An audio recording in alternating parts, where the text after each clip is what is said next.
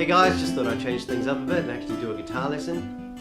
I've been meaning to do some guitar tutorials for a while, but I've just been trying to figure out how to animate them because they're quite tricky. It's just easier to make a video, I think. Anyway, excuse me. Today I'm going to butcher my guitar here and put it out of tune. Yep, it's out of tune. For the purpose of showing you how to tune your guitar without a tuner.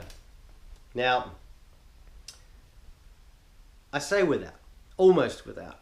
See, the thing is, if you can figure out what E is, this is the E string, see, this top one. If you can figure out what E is, which that is not, well not at the moment, then if you can match the string to make the E sound by tightening the peg, once you've got that note, you can then figure out how to tune the rest of the guitar without a tuner. So if you're near a piano or if you have another instrument, or even if you have a tuner that for some reason only tells you, a tuning fork that will give you just the note E. If you can produce an E with this string, then you're on your way, okay?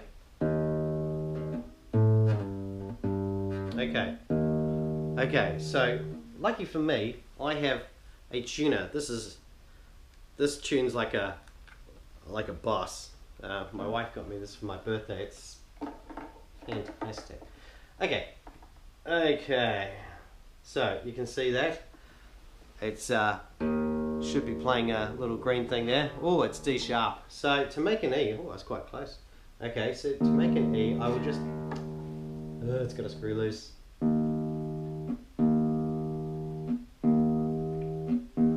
Gotta go quite a way. No, there we go. Still a bit flat, still a bit flat. Okay. Now we're talking. We have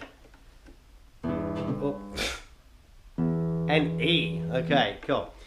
So, now that that's E, I need to make this H string into an A.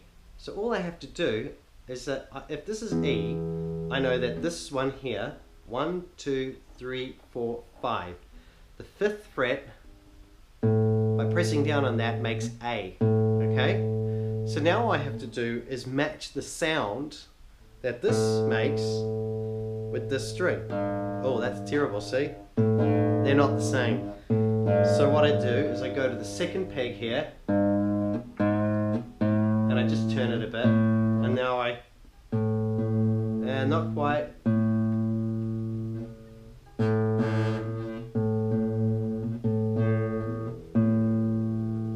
You just make sure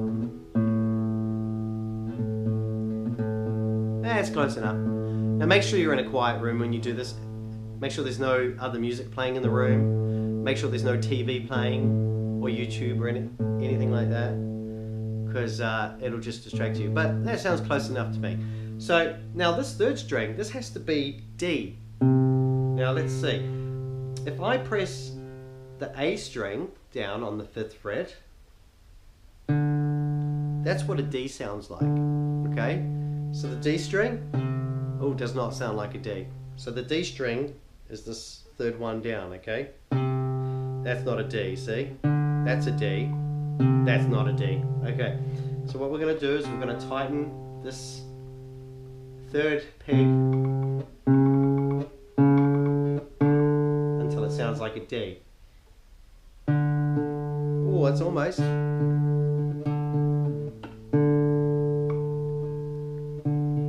That's close enough, okay? So now the D string sounds like the D that I made with my A string by pressing down on the 5th fret there, okay? Now we need to move along. Now, this is the G string. See this 3rd string here? Now that's meant to sound like a G. Does it sound like a G? No. Now you see, if I press down on the 5th fret on the D string, which is this 3rd string here, that makes a G, you see. But that's not a G. Right now the G string is sounding like I'm torturing it. So let's tighten it up. Almost. Now if it goes too high, you know, you loosen the string. To make it go higher, you tighten it, okay? So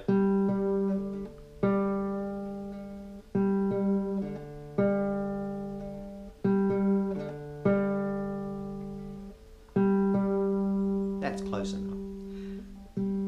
If you're playing in your own at home, then, you know, close enough is good enough.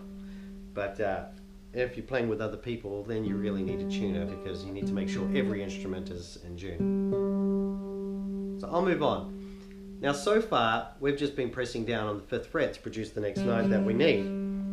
But this note here, this string here, the 2nd string from the bottom, this is the B string, okay? And it needs to sound like B. But to make B, you don't press down on the 5th fret on the G string. On the G string, which is this 3rd string, press down on the 4th fret. On the 4th fret, yep. That's B there, okay? So I'm pressing down the 4th fret on the G string to make B. So let's see if the B string sounds like B. No, that's not B. Okay, so that's B, that's not B. So I'm going to tighten this peg here.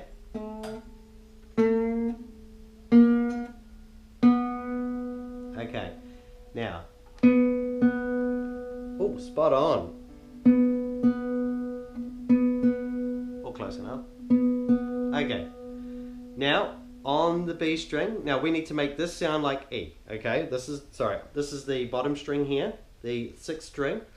The thin one is meant to be E, just like the top one. That's a deep E. That's meant to be a higher E, but it's not. So we go back to the 5th fret on the 2nd string, which is the B string, press that down to produce E. That's not E. That's E, that's not E. Okay, so we need to tighten the last string to sound like this.